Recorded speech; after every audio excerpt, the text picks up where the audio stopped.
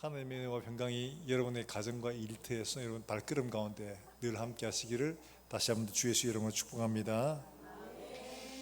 성경은 딱 베고 자기 좋은 크기입니다. 그렇죠? 근데 하나님이 이거 베고 자라고 성경을 주신 건 아니죠. 분명한 목적이 있습니다. 다름이 아니라 하나님을 나타내시는 통로인 거예요. 하나님이 선지자들로 쓰게 하시고 읽게 하시고 듣게 하시는 것은 왜냐? 이거를 읽고 듣고 요한계시록 1장에 말하고 있는 것처럼 그 가운데 지키는 모든 자에게 복이 있다 이렇게 말씀하시거든요. 그 축복이 어디로 초점이 맞춰지느냐 하니까 그 모든 것들이 예수 그리스도에게로 맞춰지고 있습니다. 인간의 가장 큰 문제는 죽음의 문제입니다. 죄의 문제고, 이 죽음의 문제를 해결하고 죄의 문제를 해결하는 그 마스터 키가 바로 예수님이시거든요. 그분의 사역을 통해서 이걸 보여주셨고 우리에게 이 일을 통하여 믿게 만들어주셨습니다. 사도행전에서 말하고 있는 것처럼 하나님이 우리에게 명백하게 믿을 만한 증거들을 주셨는데 그 정점이 뭐냐? 바로 부활의 사건이었고 그의 사역들을 통해서 예수님이 메시아다, 죄의 문제를 해결할 수 있다, 내가 너를 용서할 수 있는 하나님이다 하는 것을 우리에게 메시지로 보여주시는 거죠. 그런데 그 가운데 메시아의 사역을 딱 압축해서 보여줄 수 있는 사건이 몇 가지가 있는데 그 가운데 하나가 오늘 본문의 사건입니다. 본문의 사건은 예수님께서 왜 이 땅에 오셨고 어떻게 우리 죄인을 용서하시고 우리를 어떻게 이끌어 가시는가를 잘 보여주는 사건이거든요. 본문의 정황은 아침에 일어난 것 같아요. 앞에서 보면 겟세마네에서 오셔가지고 기도하시다가 이제 오셨죠. 그러니까 성전에 들어가셨는데 사람들이 막 난리가 났습니다. 한 여자를 붙잡았어요. 그래서 이 여자를 데리고 예수님께 가서 이 사람이 현장에서 가늠하다 잡혔습니다. 모세는 돌로 치라 했는데 당신은 뭐라고 할 겁니까? 이러면서 막 다그치죠. 그런데 참 이상한 건 간음은 혼자 합니까? 간통은 혼자 하는 게 아니죠, 그죠? 그런데 여자만 잡아왔어요. 명백하죠, 이유가. 예수님을 시험하려고. 본문에도 예수님을 시험하기 위해서 다그치는 모습들이 보입니다. 그런데 그들이 막 정죄하죠. 이거 모세는 돌로 치라 했는데 당신은 뭐라고 하겠습니까? 그들의 불순한 모습입니다. 거기에 나오는 말씀 중에 거기에 5절에 보면 모세는 율법에 이러한 여자를 돌로 치라 명하였거니와 선생은 어떻게 말하겠나이까. 그런데 그 선생이란 말이 우리가 흔히 아는 랍비나 이런 의미가 아니고 여기에 선생이라는 이 말은 영어에는 딱 하나 유입니다. 유, 수, 헬라어로. 그러니까 너는 뭐라고 할래? 당신은 뭐라고 할래? 그러니까 예수님을 존중해서 그것을 문제를 해결하기 위해 온 게 아니고 예수님을 정죄하기 위해서 지금 찾아온 거예요. 굉장히 불순한 의도였죠. 그때 예수님이 뭐라고 하셨느냐? 예의 나쁜 놈들! 말씀하지 않으시고 뭐라고 하셨느냐? 예수님께서 허리를 굽혀 손가락으로 땅에 뭘 쓰십니다. 쓰시죠. 거기에 6절에 이렇게 나오죠. 같이 한번 읽어볼까요?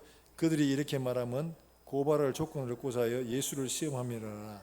예수께서 몸을 굽사 손가락으로 땅에 쓰시니. 몸을 굽혀 손가락으로 뭘 쓰십니다. 뭘 쓰는지 아무도 몰라요. 성경에 나오지도 않고.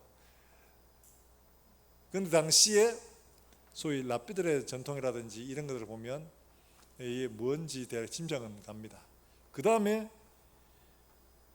계속 예수님 다그칩니다. 어떻게 할 거예요? 어떻게 할 거예요? 막 하니까 예수님께서 말씀하시기를 너희 중에 죄 없는 자가 먼저 돌로 쳐라 이렇게 말씀하십니다. 그러니까 당황했습니다. 그 다음에 어떻게 하시냐?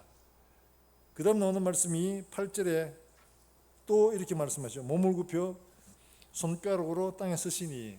또 쓰시는 겁니다. 2번 쓰신 겁니다.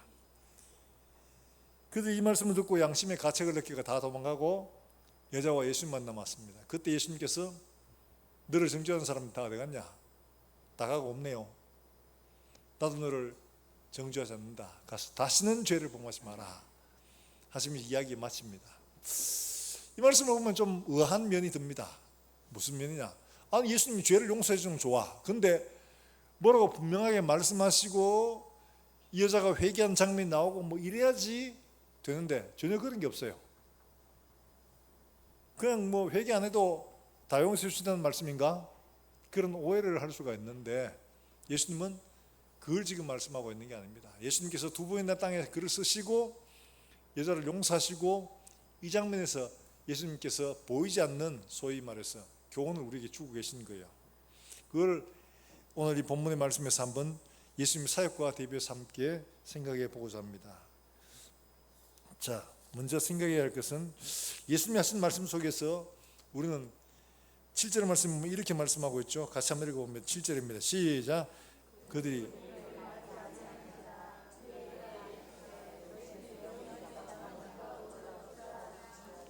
너 중에 뭐 없는 사람이? 죄 없는 사람이 돌로 치라, 이렇게 말씀하셨어요. 죄 없는 사람 돌로 치라. 이 말씀 뭐예요? 너희 자신의 현 주소를 정확히 알아라, 이 말이죠. 이 사람들은 어떤 사람들이요? 지금 여자를 정죄하고 심판하기 위해서 붙잡았는데 예수님께서 정확히 이야기하십니다.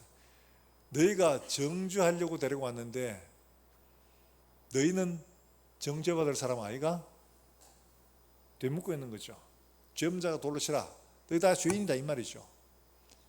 달리 말하면 죄 있는 사람이 자기 죄는 보지 못하면서 남의 죄를 보고 정죄하겠다고, 정의를 실현하겠다고 하지 말라는 거죠. 모든 판단은 누가 하시는 거예요? 하나님이 하시죠. 심판은 누가 하세요? 하나님이 하십니다. 인간의 심판이나 인간의 판단은 그러실 수밖에 없어요. 그런데 하나님의 심판만 정하니까 예수님은 모든 판단, 심판은 하나님께 맡겨라, 이렇게 우리에게 말씀을 하고 계시는 겁니다. 예수님께서 너희 중에 죄 없는 자가 돌로 치라, 이 말씀에는 우리의 현 주소가 어디냐 하는 것을 정확히 대묻고 있는 겁니다. 다름이 아니라 너희도 동일하게 정죄받아야 할 사람인데 너희가 너희 죄는 보지 못하고 이 사람의 죄는 보고 죽여야 된다고 이야기를 하느냐? 너희도 죽여야 할 마땅한 죄인이다 라는 것을 말씀하고 있죠. 예수님께서 이와 비슷한 말씀을 말씀하신 누가복음 6장 42절 말씀에 이렇게 말씀하고 있어요. 같이 한번 읽어봅니다. 시작.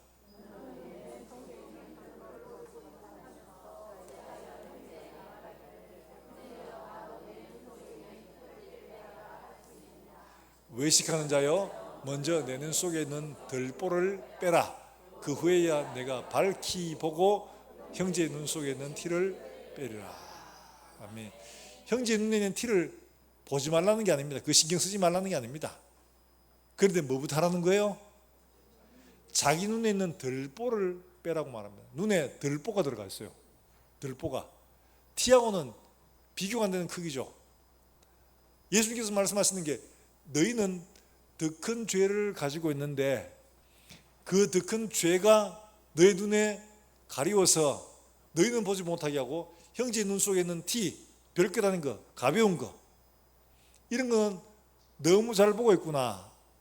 네 눈 속에 있는 더 큰 죄, 네가 더 큰 죄인이다, 이걸 지금 살펴보라는 말씀이죠. 형제의 눈 속에 있는 형제의 잘못된 것들을 보고 판단하는 우리는 도사입니다. 도사. 정확하게 객관적으로 사심 없이 너무 잘 보고 이야기합니다. 너는 이게 문제야, 너는 저게 문제야, 저 사람은 이것만 고치면 되는데 저 사람은 이렇게 하면 되는데, 우리는 너무 잘 압니다. 정확하게 객관적으로 사심 없이. 알지? 내 사심 없는 거. 나는 사실만 말해, 사실만. 이러면서 형제를 정죄할 때가 참 많습니다. 이게 실제 우리 눈 속에 든 들보는 못 보면서 형제의 눈 속에 든 티는 보고 그거 빼내려고, 구해주려고, 정의를 행하려고 할 때가 얼마나 많습니까? 예수님이 말씀하시는 게 바로 이거죠. 너희가 하나님 앞에 어떤 존재인지를 먼저 생각해라. 너희가 하나님 앞에 심판받을 대상이었다. 그런데 왜 옆에 있는 다른 사람 심판받을 그 일들에 대해서 네가 간섭하냐 이거예요. 판단은 하나님이 하시는 것이지 네가 하는 게 아니다. 이 말씀을 하고 있는 거죠. 자기 눈 속에 티는 들 뻔은 보지 못하면서 형제의 눈에 티를 보겠다고 외식하는 사람이라고 말씀하고 있는 거죠. 외식하는 자여 말씀하고 있습니다. 자기 속에 죄를 먼저 찾아볼 줄 아는 지혜가 필요한 겁니다. 우리는 종종 내 죄도 못 보면서 남의 죄를 대해서 열받아 하고 막 정의를 이루려고 하고 막 이런 일들을 종종 합니다. 남들이 잘못한 거 와 저거한데 어떻게 저럴 수가 있나 이러면서 막 하죠. 근데 자기의 잘못에 대해서는 뭐 그럴 수도 있지. 인간인데 뭐 니는 안 강하. 우리 이런 식으로 나 자신의 허물에 대해서는 입을 닫고 상대방의 허물과 죄에 대해서는 너무 예리하게 잘 지적하고 할 때가 너무 많습니다. 우리가 주의 말씀에 귀를 기울여야 하는 것은 내가 정죄하는 그것으로 나를 정죄하고 있다는 사실들을 깨달아야 하는 거죠. 내가 하나님 앞에 어떤 존재였다는 것을 먼저 생각하고 나를 돌아볼 필요가 있다는 거죠.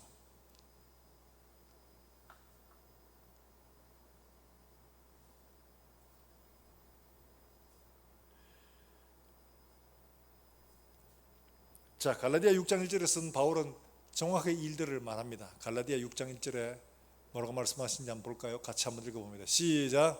형제들아, 사람이 만일 무슨 신령한 너희는 온유한 심령으로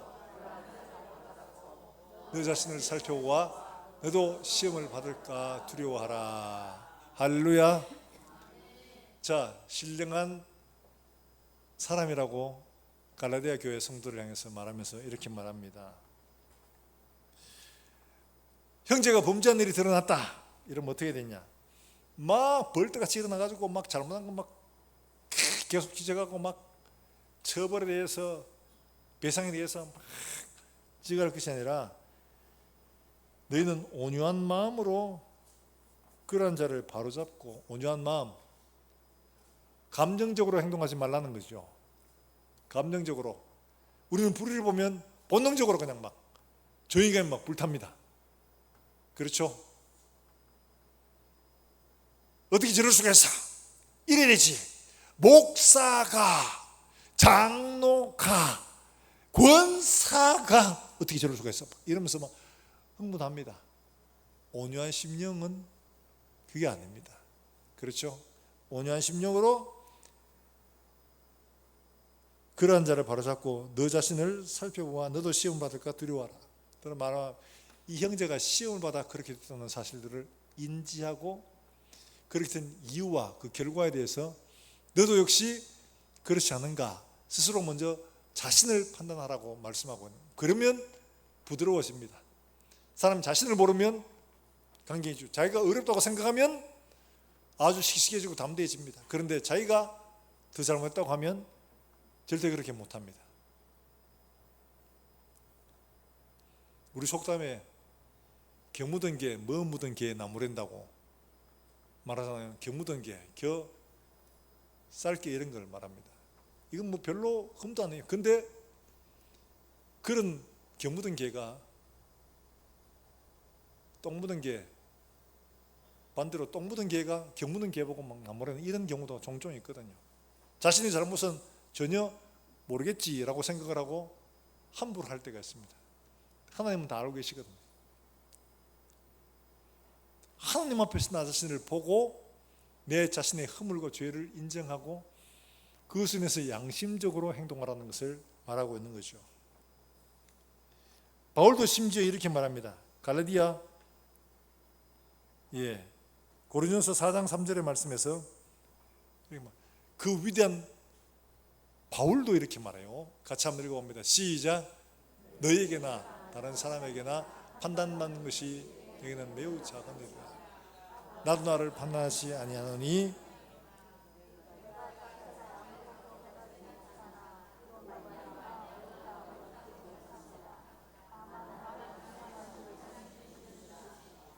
예, 나를 심판할 이가 누구라고요?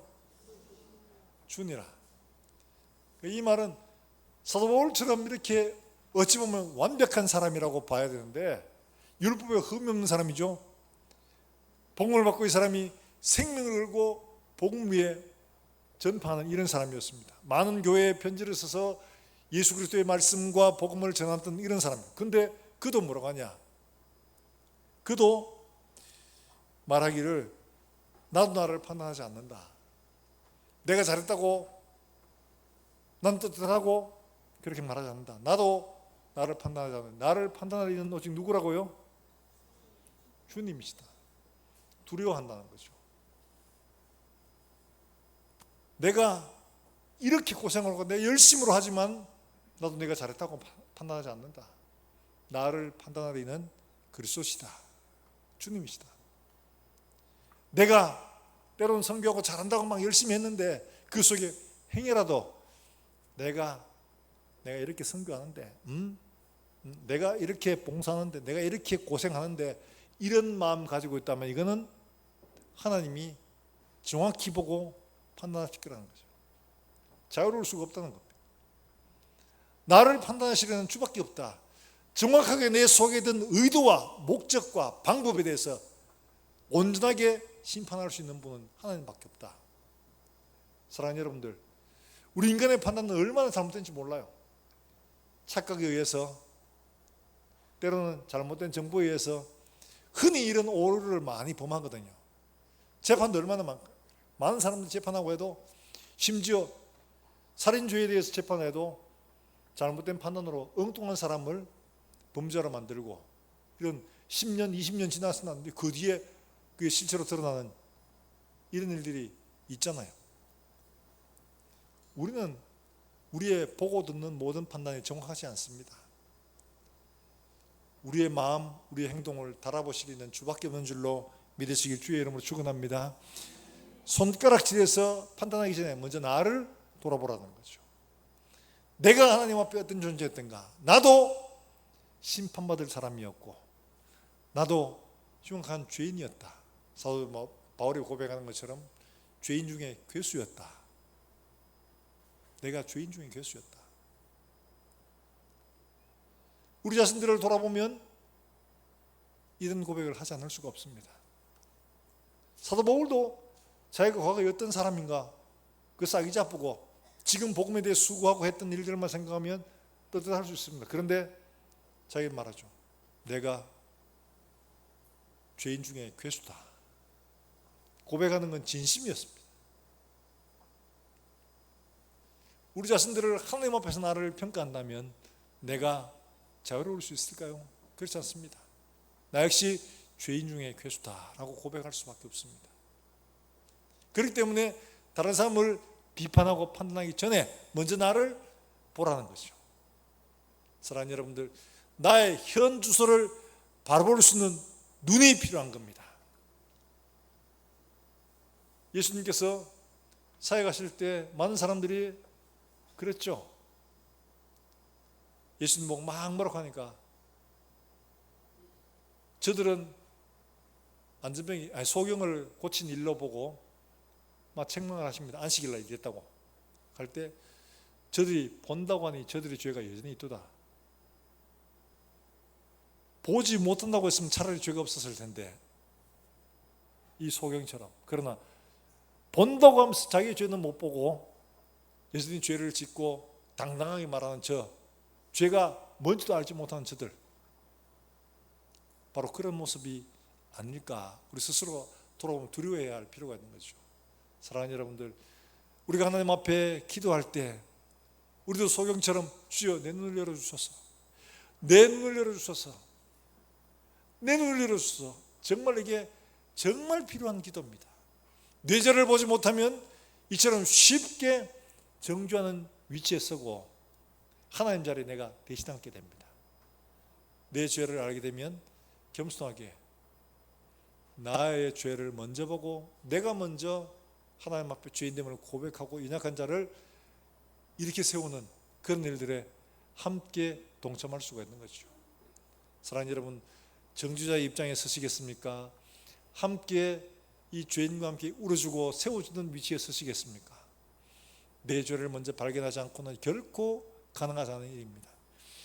내 죄를 발견하고 하나님 앞에 이와 같이 함께 울고 함께 세워주는 자로 설 수 있기를 주 예수의 이름으로 축복합니다. 예. 그런데 이 가운데 했던 특이한 행동들이 예수님이 허리를 굽혀 땅에 손가락으로 쓰셨다. 이게 두 번이 나옵니다. 먼저 나오는 말씀은 거기에 6절 말씀에 이렇게 나오죠. 같이 한번 읽어볼까요? 6절입니다. 시작. 그들이 이렇게 말하면 고발할 조건을 얻고자 하여 예수를 시험함이라. 예수께서 몸을 굽히사 손가락으로 땅에 쓰시니 뭘 썼는지 몰라요. 근데 당시에 랍비들이 이 했던 습성들이 뭐가 있냐니까 제자들을 가르치면서 교훈을 주기 위해서 그들의 잘못된 것 이런 것들을 땅바닥에 쓰고 그 지웠다고 그렇게 해요. 그걸 보면 아 내가 뭘 잘못했구나 하는 걸 알죠. 그 다음에 제사장들도 수초로 갈아가지고 죄인들의 이름을 성전 바닥에 썼다고 그래요. 그러면 그걸 본 사람들이 깜짝 놀라겠죠. 내가 잘못한 게 뭔지 드러나니까요. 지금 이거를 대제사장이신 예수님이 죄인들에게 하고 있는 겁니다. 성경에서 하나님이 글 쓰신 게 몇 번 있습니다. 제일 먼저 언제 쓰셨나 하면 출애굽기에 시내산에서 모세가 십계명을 받을 때죠. 출애굽기 31장에 나오는 말씀이에요. 같이 한번 읽어봅니다. 시작.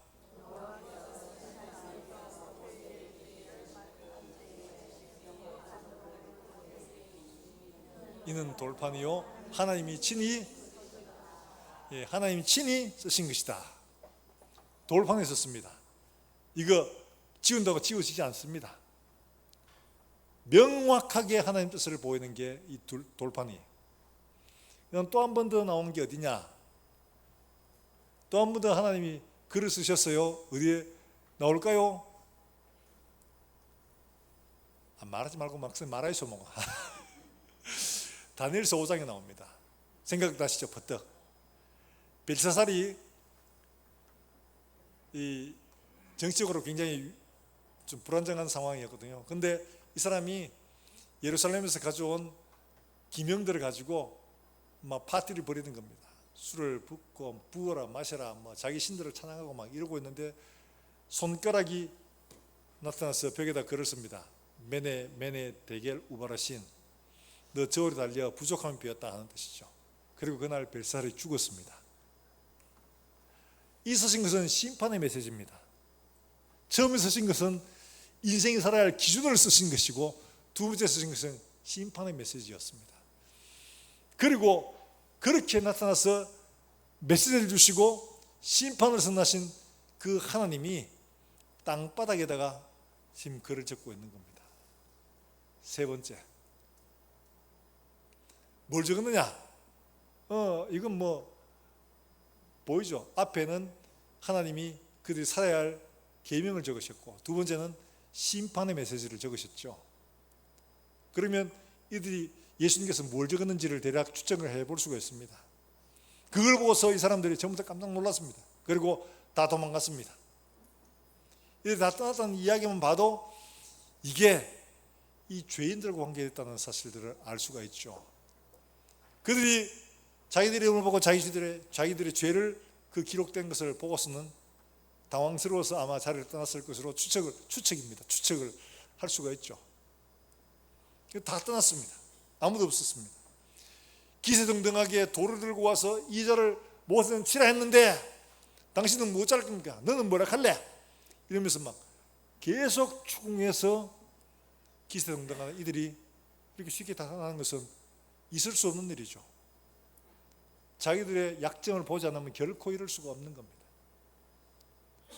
자기들의 약점을 봤다는 거죠. 실체를 봤다는 거죠.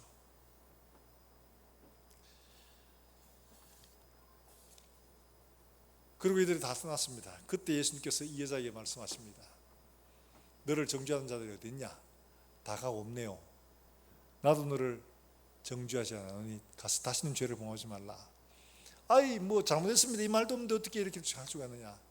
이미 앞서 기록한 거기에 예수님께서 그 여자의 죄도 적으셨다라고 이해할 수가 있죠. 그리고 어떻게 했냐, 발로 싹 지웠습니다. 발로 싹 지웠습니다. 골로새서 2장 4절 말씀에 이렇게 말씀하고 있어요. 골로새서 2장 4절 말씀 뭐라고 말씀하시냐, 같이 한번 읽어봅니다. 골로새서 2장 4절의 말씀 같이 한번 읽어봅니다. 시작. 제 혼자 하고 있는데 골로새서 어디 있는지 몰라서 못 찾았죠. 신약 성경에 있습니다. 에베소서, 빌립보서, 골로새서 이렇게 있습니다. 골로새서 2장 14절에 있는 말씀 우리 같이 한번 읽어봅니다. 시작. 우리를 거스리고 우리를 대적하는 의문에 쓴 정서를 도말하시고 제하여 버리사 십자가에 못 박으시고 정사와 권세를 드러내시고 십자가로 승리하셨느니라. 예. 말씀하고 있는 건 뭐예요? 우리를 대적하는 의문에 쓴 정서들을 도말하시고 제하여 버리사 십자가에 못 박으셨다. 우리의 모든 죄악들을 도말하시고 깨끗이 없애시고 제하여 버리셨다는 거예요. 예수님의 중요한 사역들은 십자가에서 우리의 모든 죄악들을 다 도말하신 겁니다. 그걸 지금 여기서 보여주고 있는 겁니다. 이 여자가 감히 하나님 앞에 은혜를 구하지도 못하는데 그의 죄들을 예수님이 알고 있다고 적으시고 싹 지우신 겁니다. 그 여자의 중심을 보고 계셨던 거죠. 자기가 살 수 없음도 알고 자기를 구원해 줄 리가 예수님밖에 없다는 사실도 지금 이 자리에서 발견하게 된 겁니다. 말하지 않아도 표현을 다 하지 못해도 그분의 은혜를 간절히 구하는 그 눈빛, 주님 알고 계신 거죠. 십자가에서 우리 모든 죄인들의 죄들을 다 도말하시고 십자가에 못 박아 버리셨다는 거예요. 사랑하는 여러분들, 우리가 그리스도 예수를 믿을 때에 그분이 우리의 죄를 이와 같이 다 도말하시고 십자가에 못 박으시고 우리 죄를 없이 하셨다는 이 사실을 믿을 때 우리의 죄가 이같이 깨끗하심을 믿으시길 주 예수의 이름으로 축원합니다. 예수를 영접한다는 것은 바로 이겁니다. 내 마음에 철학적으로 지성적으로 동의한다는 말이 아니라 예수님께서 자기의 몸으로 죽으심으로 우리에게선 이 죄의 모든 일들을 다 제거하셨다는 것을 믿는 겁니다. 이걸 받아들이는 겁니다. 예수님의 그 십자가 없었더라면 우리의 죄는 사라지지 않는데 예수님은 그 십자가로 우리의 죄를 다 용서해 주셨다. 십자가로 도말하시고 말씀을 하고 있죠. 그리고 한 번 더 쓰셨는데 그 다음에 뭘 쓰느냐,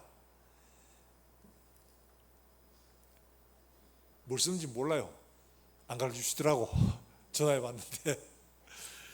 그런데 뭘 쓰는지에 대해서 알게 해주시는 말씀이 있습니다. 예레미야 31장 33절의 말씀이에요. 하나님이 이미 말씀을 해주고 계신 겁니다. 예레미야 31장 33절 말씀이에요.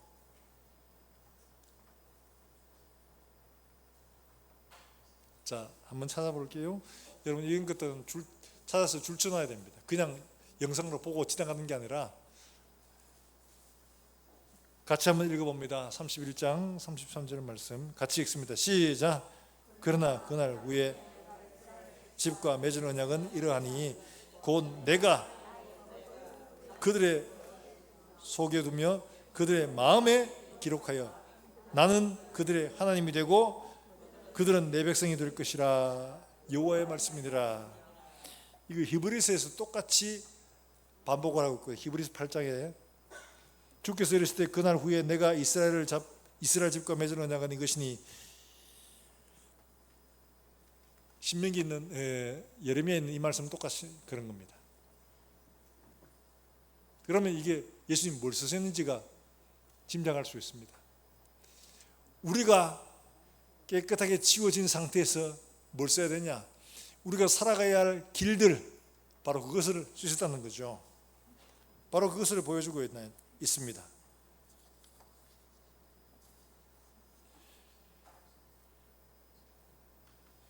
새로운 삶을 살아내야 할 우리의 길, 바로 그것을 하나님은 우리에게 쓰셨다는 것을 알 수가 있습니다. 갈라디아 5장 16절의 말씀, 갈라디아 5장 16절의 말씀에서 우리에게 이렇게 말씀해 주고 있어요.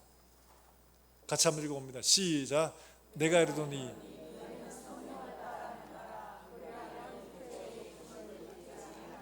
할렐루야. 이 여인은 육체의 욕심을 따라 행하였습니다. 범죄한 자리에 이르고 죽음의 자리에 이르게 된 거죠. 그러나 이제는 어떻게? 성령을 따라 행하라. 그러면 육체의 욕심을 이루지 않는다. 우리가 살아가야 새로운 성령의 법을 새겨주시는데, 그것은 땅에 쓰신 게 아니라 땅을 쓰신 그 모습을 통해서 우리의 심령에 새기신 것을 보여주고 있는 겁니다. 사랑하는 여러분들, 우리의 심령 속에 예수 그리스도를 영접함으로 말미암아 쓰신 이 성령의 법을 따라 행할 수 있기를 주 예수의 이름으로 축원합니다. 육신의 욕심을 따라 행하지 않고 성령의 소욕을 따라 행하는 이런 삶이 되어서 하나님을 기쁘시게 하고 정말 정죄의 자리가 아니라 칭찬의 자리에 설 수 있는 우리 모든 성도들이 되시기를 다시 한 번 더 주 예수의 이름으로 축원합니다. 예수님은 이 일을 통해서 우리에게 분명하게 예수님이 무슨 일을 하실지, 십자가로 우리에게 모든 율법으로부터 정죄를 받는 우리의 죄들을 도말하시고 성령으로 우리의 심령 속에 하나님의 법을 새겨서 그 말씀을 따라가도록 하나님이 하고 계신 겁니다.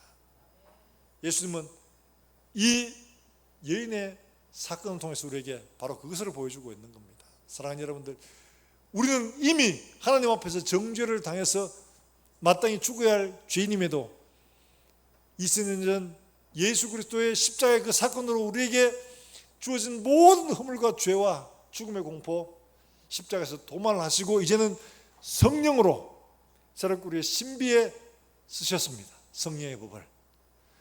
이 성령의 법을 따라 남은 세월 주 앞에 믿음으로 순종하여 하나님을 기쁘시게 하는 우리 모든 권속들이 될 수 있기를 주 예수의 이름으로 축원합니다. 축원합니다. 우리가 함께 찬송하고 기도하겠습니다. 큰 죄에 빠진 날 위해 주보혈을 흘려 주셨네.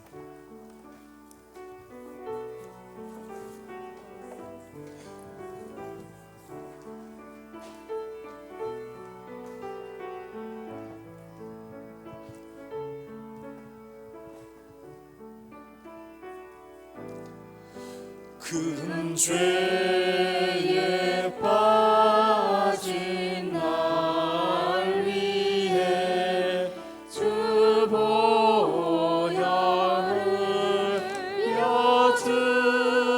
흘려주시고 또 나를 돌아가시네.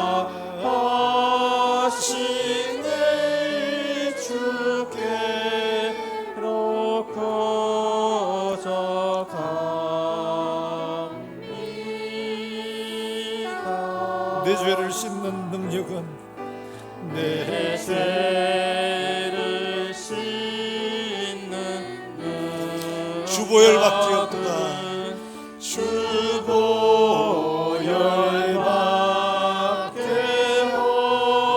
없니. 정하게 되기 위해 하게 되기 원하여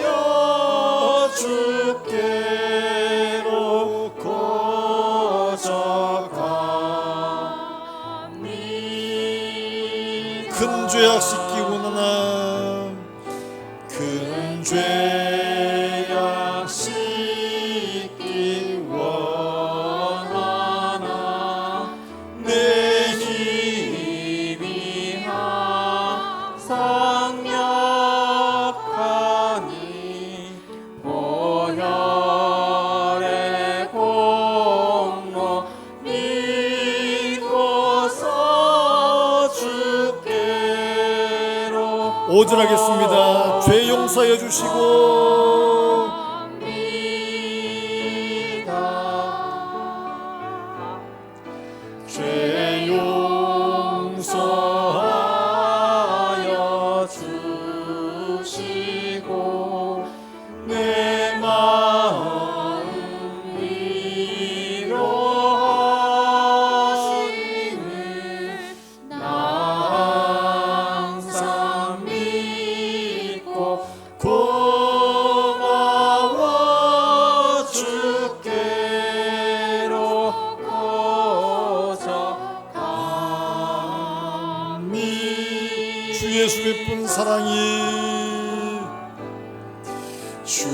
예수 베푼 사랑이 한없이 크고 넓으니 내 뜻을 모두 버리고 주께로 고적합니다. 우리가 이 시간 함께 한 목소리로 기도하겠습니다. 하나님, 내 죄를 보지 못하고 형제의 눈에 티를 보고 정죄했던 나를 주님 용서하시고, 주님 내 죄를 볼 수 있는 눈을 열어주시고, 하나님 앞에 정죄하기 전에 나를 먼저 돌아보는 지혜를 허락해 주시기를 원합니다. 주여, 주님이 우리에게 베푸신 그 은혜와 사랑들을 기억하고 이제는 신비에 새겨진 그 성령의 법을 쫓아 믿음으로 살아낼 수 있도록 주의 은혜를 베풀어 주시기를 원합니다. 그리하여야 육신의 소욕을 따라가지 않을 수 있다고 말씀하신 이 경고의 말씀처럼 우리가 성령을 쫓아 행할 수 있도록 주님 오늘도 성령으로 충만케 하시고 매일매일 그름들 속에 주님 내 손잡아 인도하여 주시옵소서. 한 목소리로 간절하게 기도하겠습니다. 다 같이 기도하시겠습니다. 하나님 아버지, 은혜를 감사합니다. 오늘 우리에게 주신 이 여인의 사건을 통하여 우리 자신들이 먼저 하나님 앞에 내가 어떤 존재임을 깨달아 알게 하시고, 돌아서 하나님 아버지 형제를 정죄하게 보다가 내 자신의 죄를 먼저 보게 하시고, 주의 은혜와 그 사랑의 법을 용서하신 그 은혜를 우리가 믿음으로 감사하며 살게 하여 주시옵소서. 하나님 아버지, 은혜를 감사합니다. 오늘도 주 앞에 나와 하나님 앞에 예배드립니다. 말씀 앞에 서서 나를 돌아보게 하시고 말씀이 가르치는 길을 따라 믿음으로 순종하여 우리의 양심 속에 새겨주신 성령의 법을 쫓아 행할 수 있도록 주님 축복해 주시옵소서. 오늘도 우리 어린 자녀들이 믿음으로 말씀을 받고 또 한 주간 성경교 수련회를 계속 진행하고 있습니다. 이들 마음속에 하나님 법을 새겨주시고 하나님을 영원롭게 하는 귀한 믿음의 기둥으로 자라갈 수 있도록 주님 축복하시고, 오늘 우리 가운데 병약한 많은 분들 주의 은혜를 바라고 하나님 앞에 손을 들 때에 그 든손이 저녁 식사와 같이 하나님 앞에 드려질 수 있도록 주님 축복해 주시고, 멀리서 주 예수의 복음을 위하여 수고하는 살아가는 선교사들과 그들의 가정 위에 하나님 함께 하시고, 그들을 통해 오늘도 생명의 놀라운 역사들이 일어나서 하나님을 영화롭게 하는 야로가 될 수 있도록 주님 축복해 주시옵소서.